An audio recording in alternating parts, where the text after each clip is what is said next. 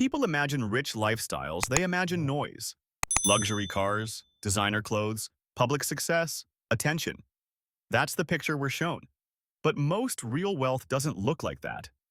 In fact, the people who stay rich the longest are often the hardest to spot.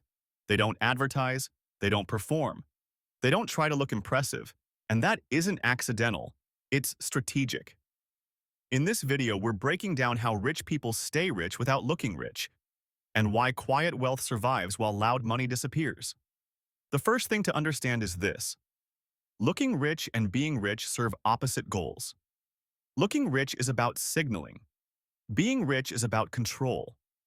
One seeks validation, the other protects leverage. And those two goals rarely coexist. Most people spend money to be seen.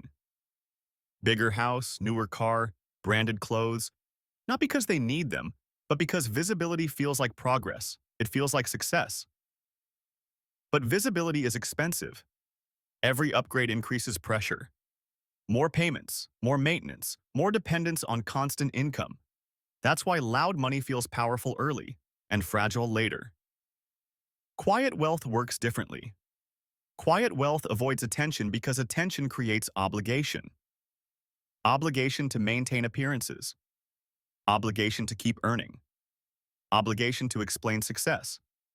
So instead of upgrading everything, wealthy people often standardize their lives. Same routines, same spending habits, same comfortable baseline. Not because they can't afford more, but because consistency protects freedom. This is why many wealthy people live surprisingly normal lives. Modest homes, unbranded clothes, reliable cars. Not to be humble, not to prove a point, but because simplicity reduces financial drag. Less drag means fewer forced decisions. Fewer forced decisions mean more long-term thinking. And long-term thinking is where wealth compounds. Another reason quiet wealth lasts longer is privacy.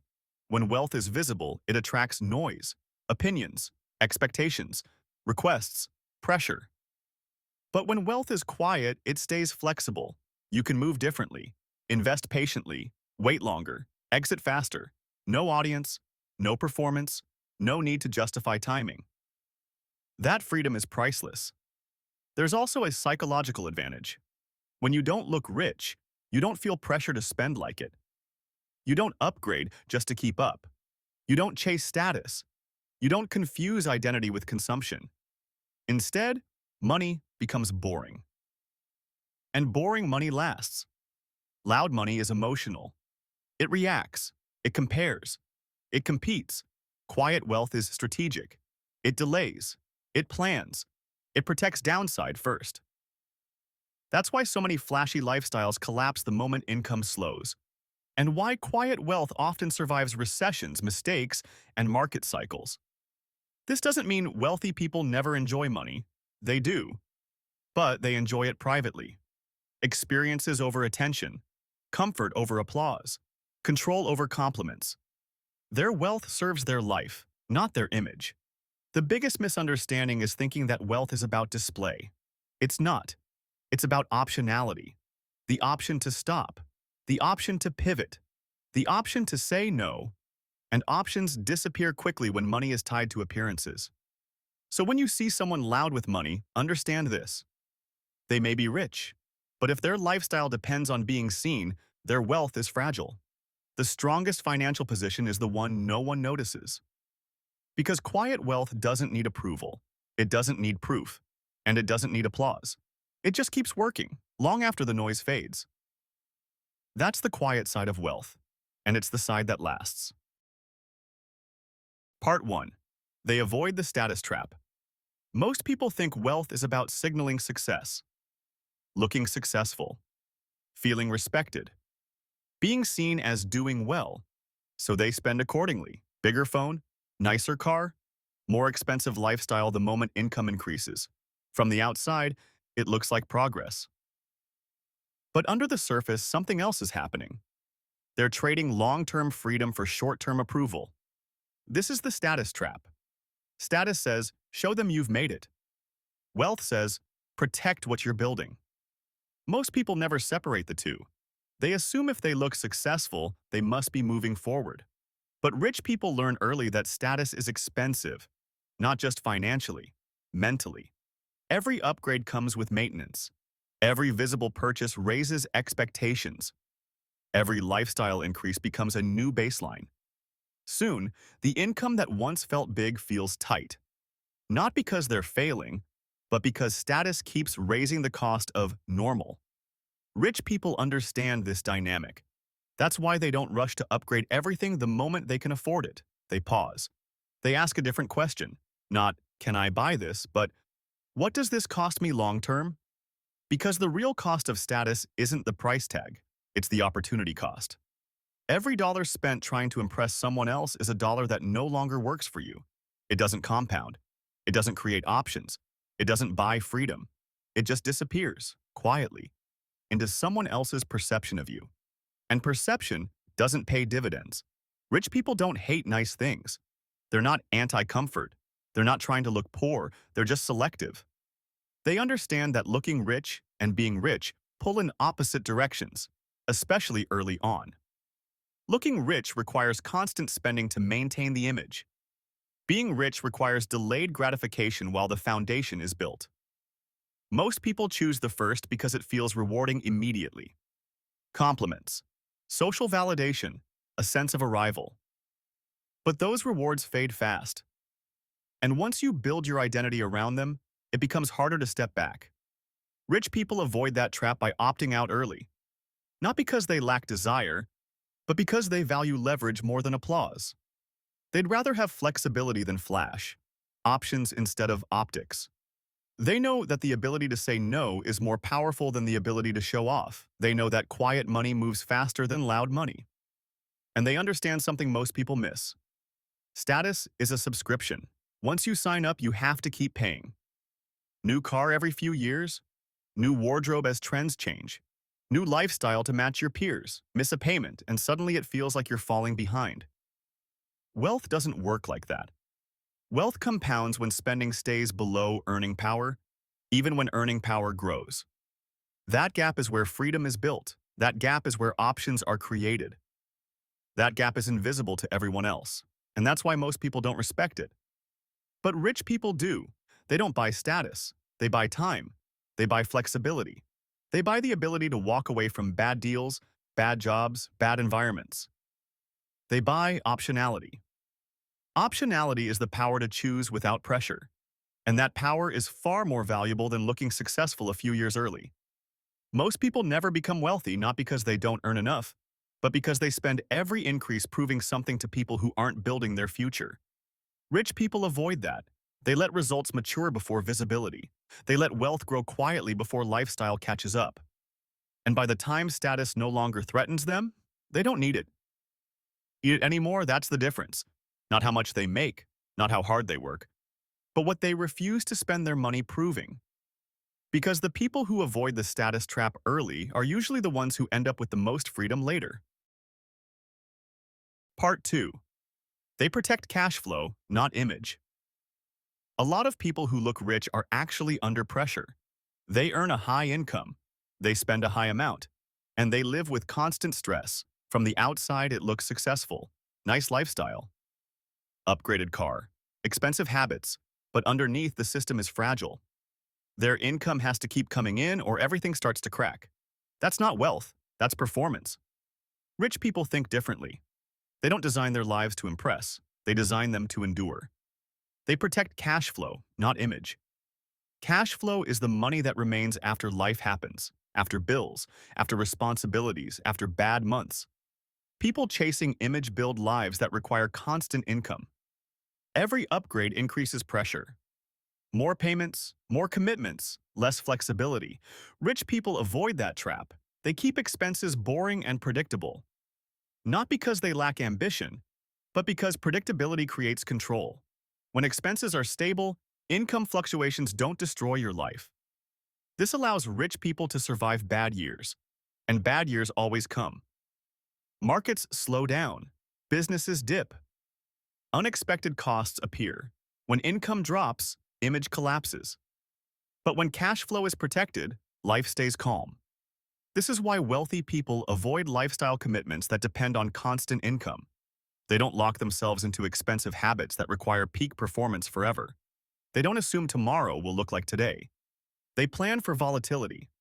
That's not pessimism. That's intelligence. A boring financial system doesn't feel exciting. It doesn't get attention. It doesn't impress people. But it lasts. Rich people care less about how success looks and more about how long it lasts. They understand one key principle: financial endurance beats financial excitement. Cash flow that survives bad years is more valuable than income that shines in good years.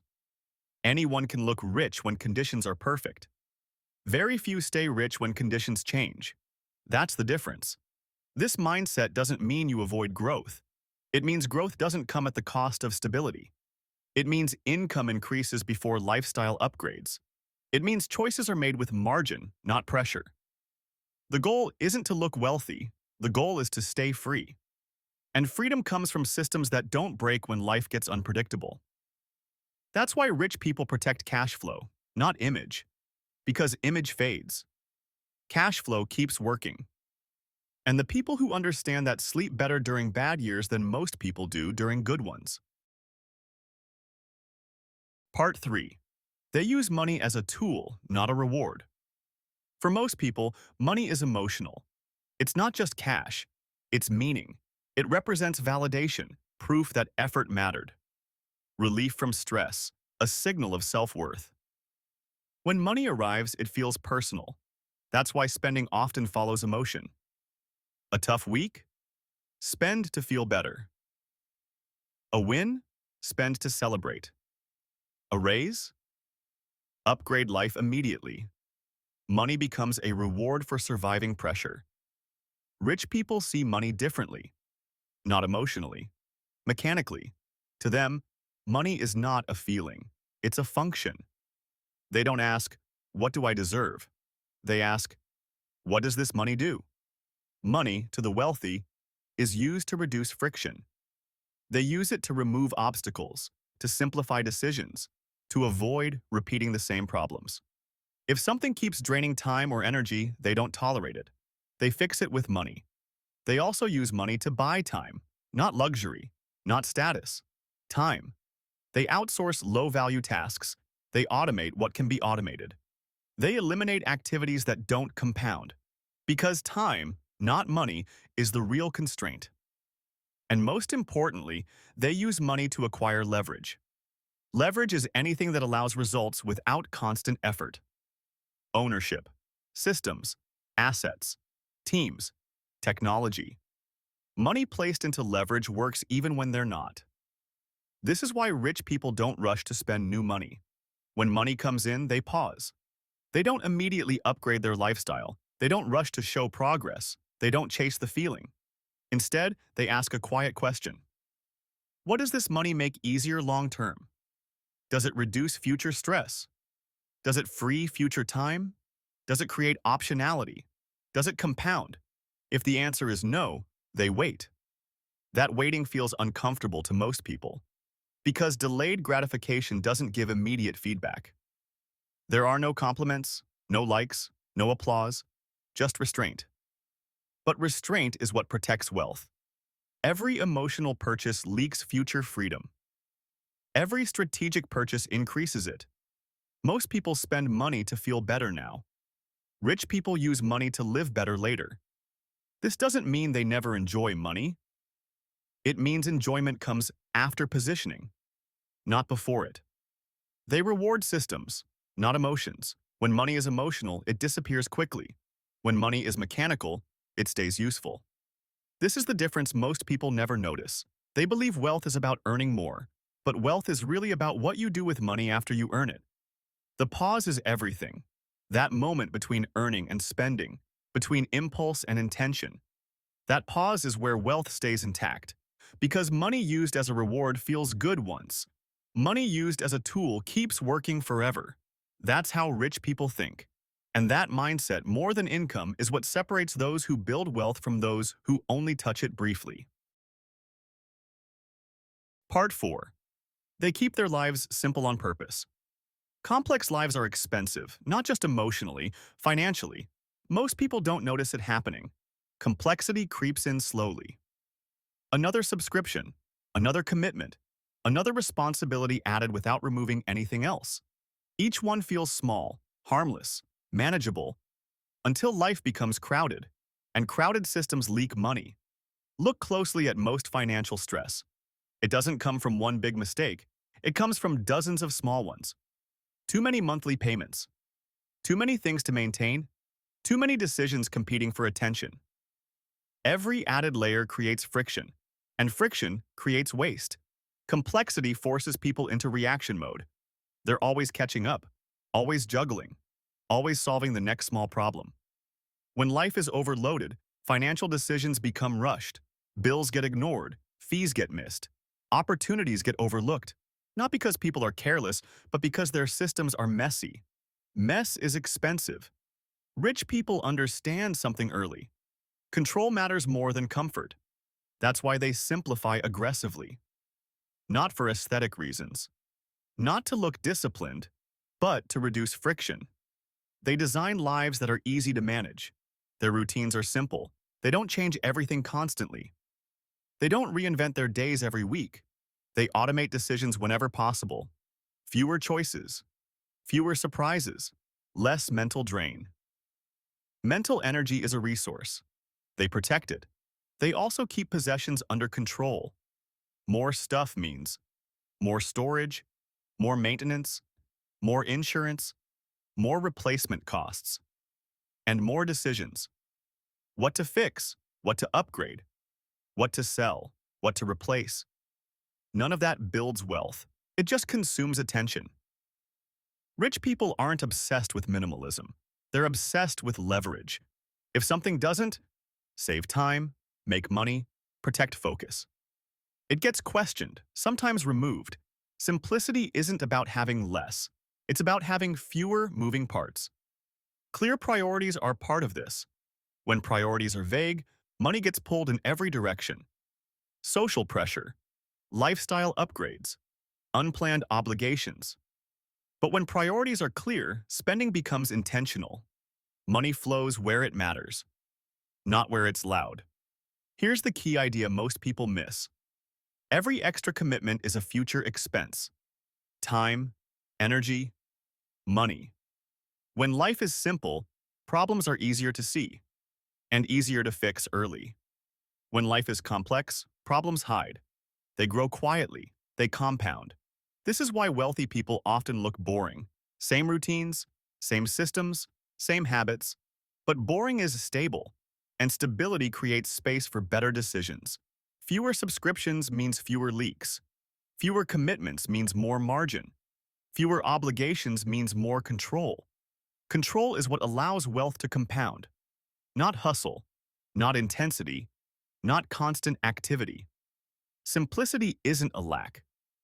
It's a strategy, a way to protect focus, a way to reduce waste, a way to keep money working instead of leaking. Because in the long run, wealth isn't built by adding more.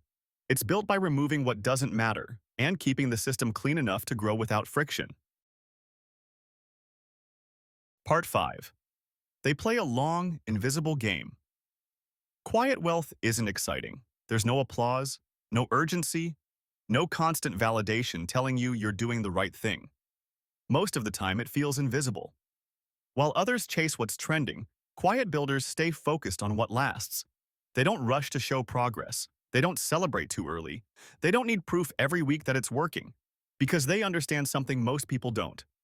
Real wealth doesn't grow fast. It grows consistently. Rich people think in decades, not seasons. They're not asking, what can I gain this month? They're asking, what will still be working 10 years from now? So when others jump from idea to idea, they stay patient. When others spend the reward early, they stay disciplined. And when it looks boring from the outside, that's usually a good sign. Because compounding is quiet at first, but over time, it becomes undeniable. Trends fade, noise disappears, and quiet consistency wins. So if this helped you, don't forget to like, subscribe, and share it with someone who needs to hear this. Stay focused, stay consistent, and keep building a future you'll be proud to look back on. Your journey continues from here.